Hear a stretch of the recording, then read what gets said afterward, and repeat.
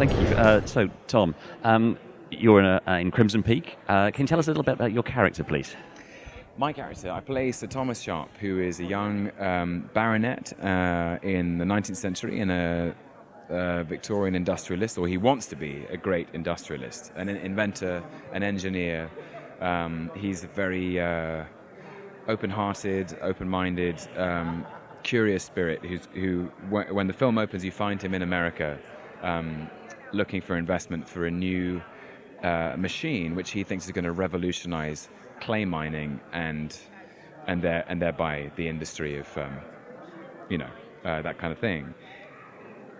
His house, he's inherited this dilapidated mansion in Cumberland in England called Allerdale Hall, which sits on Crimson Peak.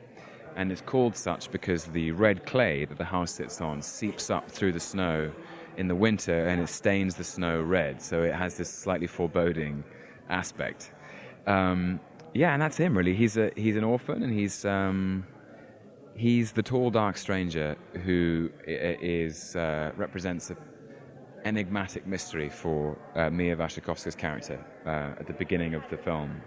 And they fall in love and get married and go back to his big house in the country, which is full of ghosts.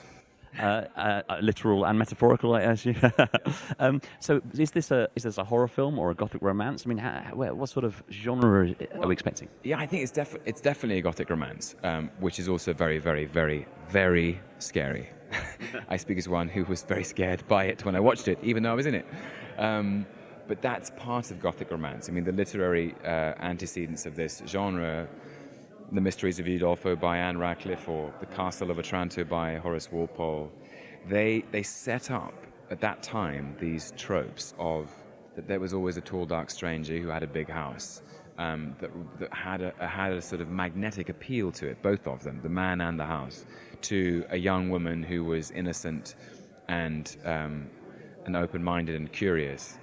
And that actually, what gothic romance has always done is it's been almost an allegory for so many of the primary instincts of life. At that time, in the Victorian age, nobody talked about sex. Nobody thought about it. You weren't supposed to talk about it socially, and people largely, by and large, only had it behind closed doors and within matrimony. And it's hard to imagine that now. And I think there is something about these opposite forces of sex and death in all of our lives, that they are inevitable and they are everywhere, and they come to battle each other in gothic romance. So there is this very sort of strong, sharp, romantic instinct that propels two people together, and a sexuality that comes with that, but also the prospect of death, and